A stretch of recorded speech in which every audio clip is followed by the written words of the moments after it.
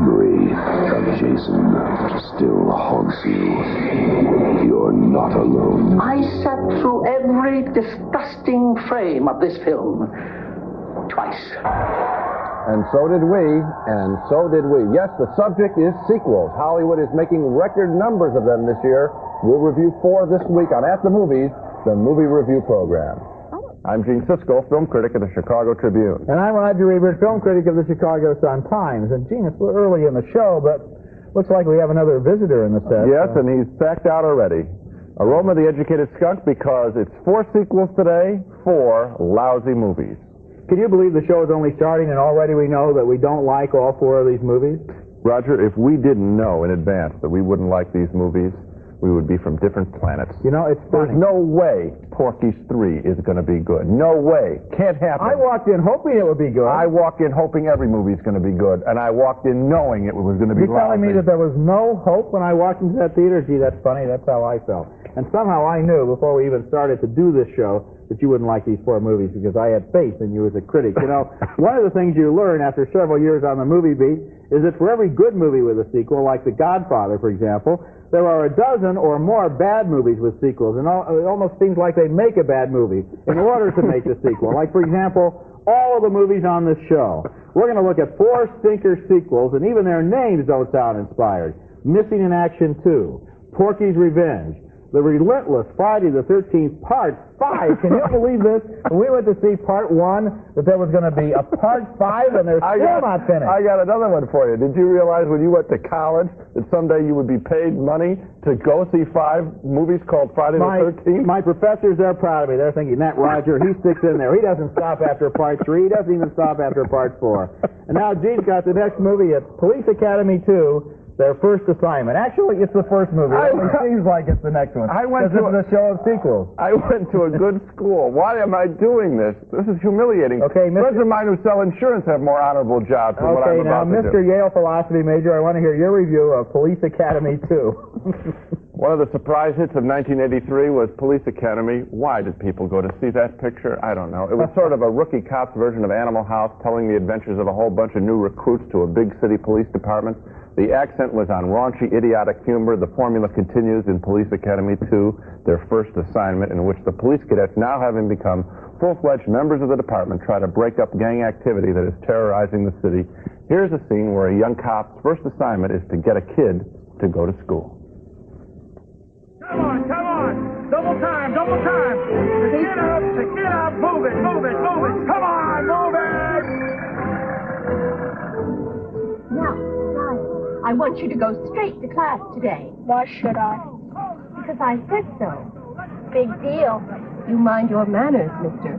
I don't have to. Bird face. That does it. You're in trouble. Oh, I'm just really scared.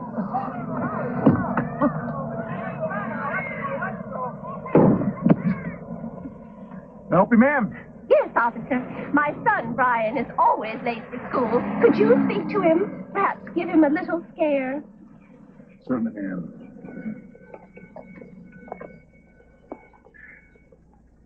Hi, Brian.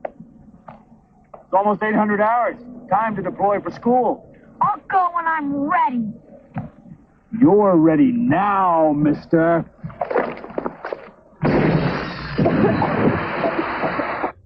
And there's tear gas. Well, I'll say this much for Police Academy 2. It has 2 more laughs in it than the first picture, which means it has a total of 2 laughs in it.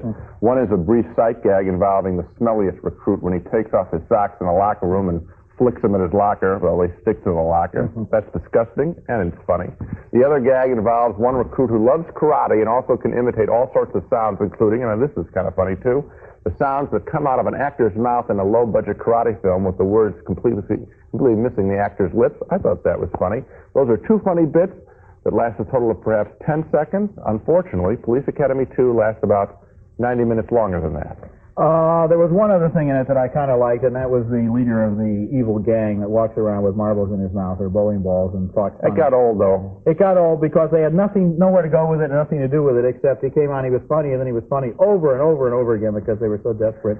And you know, there are so many police movies around and so many cop shows on television and so many sources of inspiration that they shouldn't, it seems to me, have just made the same story again, more or less, which is the same bunch of bumbling recruits.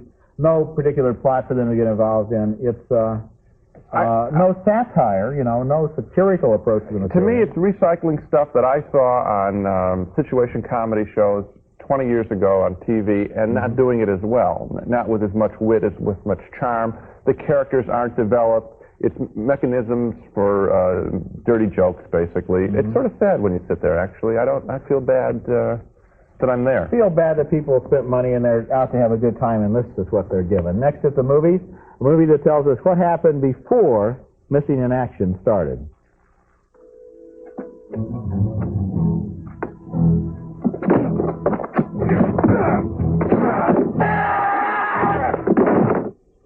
Well, during the commercial break, a Roman the Educated Skunk came over and sat on my side of the aisle. You ever been in a theater like that, Gene, where people say, what kind of a theater was it like? And you say, well, I sat down and a skunk sat down next to me. Our next movie is called a prequel. That means it tells what happened before the original movie began, as if anybody cares. Because if that were interesting, why did they begin the original movie where they did? You got that right. But however, prequels do have a purpose. They're especially useful if everybody got killed in the original movie, so there isn't anybody left over for a sequel, although even that has never discouraged the Friday the 13th crowd. Everybody is killed at the end of every one of those movies, except maybe for Jason. You're getting ahead of yourself the man now. with the hockey mask. I am. The name of this movie is Missing in Action Part 2, and it stars Chuck Norris in a Southeast Asian prisoner of war drama that seems to be totally ripped off from the bridge over the River Kwai. There's a cruel commandant in this movie and a couple of Yankees who collaborate with the enemy. And then there's Chuck Norris as a one-man karate strike force who fights back with his bare hands. Damn. We gotta find that rope.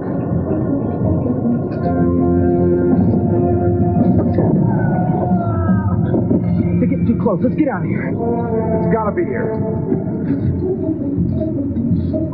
Harrison said they were under a big rock. There must be 60 big rocks.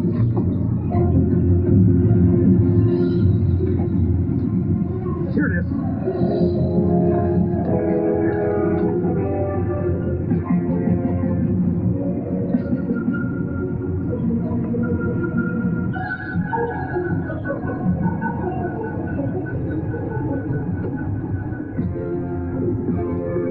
Good luck, kid. Aren't you coming? I'm going after Ho. If you're staying to fight, there's no way I'm leaving you. Here they come. Get your ass down the cliff.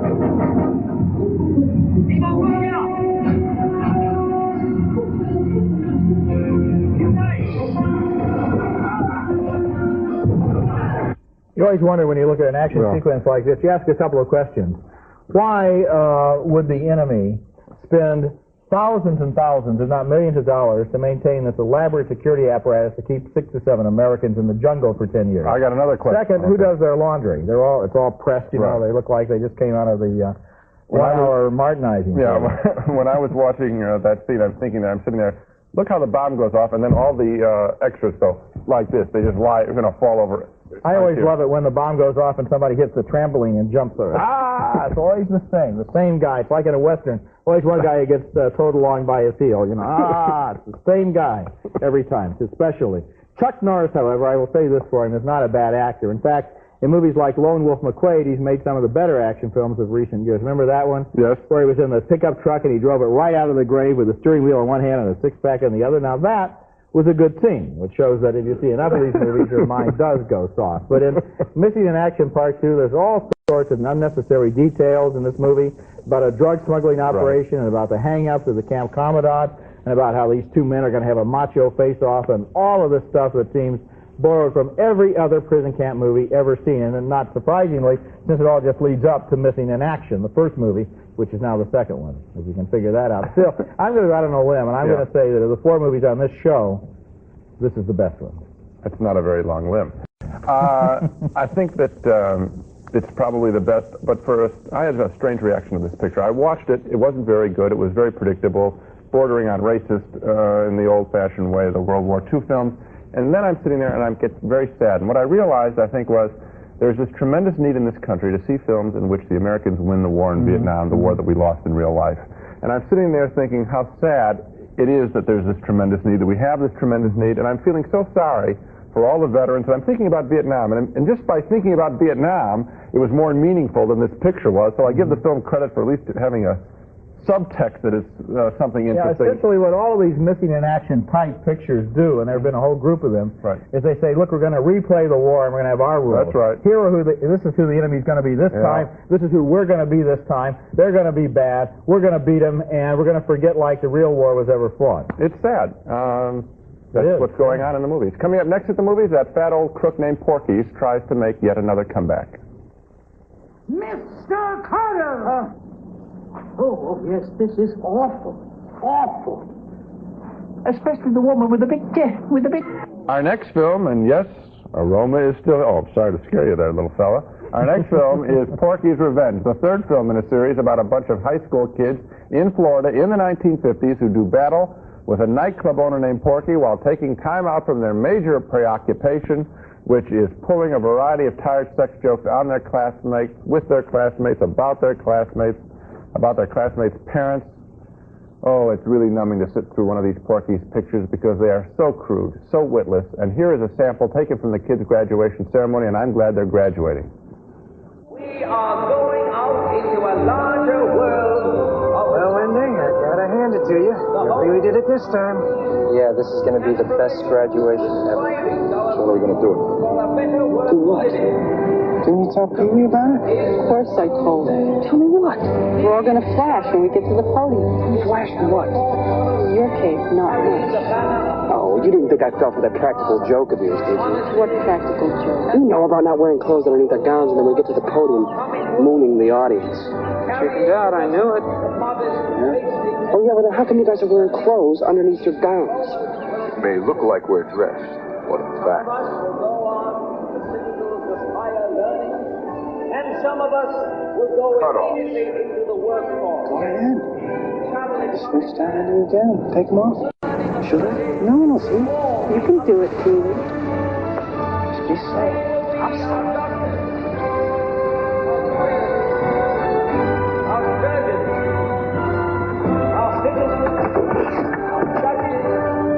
He's a strange boy. And I am proud to give you our graduating class.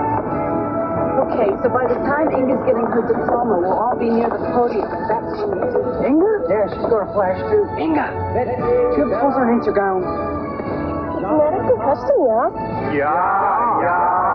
Isn't that funny? You see, he took off his clothes and they really didn't, so they're going to fool him. Boy, is that not funny. And didn't everyone in that scene look about 10 years too old to be in high school? They're all repeating the 12th grade for the 10th time. Yeah. What's the appeal of the Porky's pictures? I guess it's people walking in hoping to see the equivalent of some kind of dirty joke book, but what they get now is really just a bad dirty joke book. I think you're right, and there's another problem here, too, and that is the movie really hates women. I mean, I don't want to sound like a broken record. I don't want to sound like I'm reading my Ms. magazine between movies or anything. It hates women. It's been Porky's movies has been making fun of women for 3 movies now, and in this one, the most poignant scene, as far as I'm concerned, involves Miss Bowbreaker, nudge, nudge. That's her name, the PE coach. For the last 3 movies, they've been making her the butt of every single joke, and this one, it turns out, she thinks she's going to have a reunion with her old boyfriend. She hasn't had anybody in her life for 20 years, turns up at the motel. It's a dirty joke on her. It's one of the kids. And I'm thinking, that's not funny, to the degree that the actress playing Miss Bowbreaker does a fairly good job of creating that woman as a character. It's not funny what they're doing to her. Anyone who could laugh at that would have to be very cruel. Yeah, and beyond that, it's a very cruel portrait of middle-aged women, and it's another shot at overweight people. It's, I don't know, you just sit in there and you think, well, they'll laugh at cripples, they'll laugh at anybody. I don't know. These kids, these adolescents, the actors are too old to play the adolescents, but the adolescent characters anyway, think they're so smart that they can hate everybody and make fun of everybody, and all they have going for them is the fact that they're the dumbest people we've seen in any movie except for the one before this one and the one that's coming up next. The fourth Friday the 13th movie, which we reviewed about a year ago, was subtitled The Final Chapter. That turns out to be a cruel hoax, and coming up next, Friday the 13th, Part 5. The mindless, murderous fury that was buried with Jason has been reborn. Well, Aroma, it's the fourth movie on the program, and this is the one you usually turn up for, but if any of you have tuned in late, I'm afraid that Aroma has actually been here for a long time on this show because he got here right at the beginning to help us review 4 sequels, which I'm afraid are all candidates for the Stinker of the Year. You got that right. Our next movie is named Friday the 13th, Part 5, and why was I so lucky that I got to review this movie instead of you? I'll get my chance. I don't know. I guess the big dice up in the sky rolled and said Friday the 13th, Part 5. For Roger, this movie is subtitled A New Beginning. That's because Part 4 was called The Final Chapter, and they didn't think that Part 5 would sound real good if they called it the first epilogue, I guess. But actually, this movie is just more leftover recycled garbage from the last 4 times around. It uses the same basic old formula, the formula I call the dead teenager formula, you know, where there are a lot of living teenagers at the beginning of the movie, and by the end of the movie, all of the teenagers are dead. They are apparently all being killed by Jason, the guy in the hockey mask, who has been slicing and dicing teenagers with a machete for 5 movies now. And the formula is always the same. Jason is out there in the wind and the rain, and there are dead bodies all over the house, and everybody is screaming, and their clothes are ripped off their backs, and there's blood all over. And so, of course, more teenagers think it over and decide that what they've got to do now at this moment of crisis is walk out in the forest by themselves. Jason is out there. There are dead bodies everywhere. Let's go skinny dipping. Right. The producers of Friday the 13th, Part 5 have decided not to supply any scenes from the movie for reviews on television, and I wonder why not, or maybe I don't wonder why not. No, you know why not. not. Maybe I'm happy that we don't have to look at any scenes from this movie again, but what we do have are the coming attraction trailers from the film, and this is as close as I hope you get to this movie.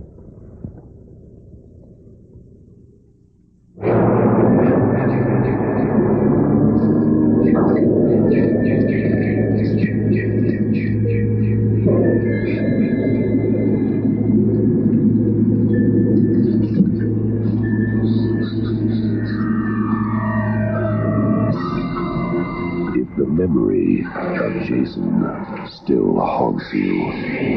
You're not alone.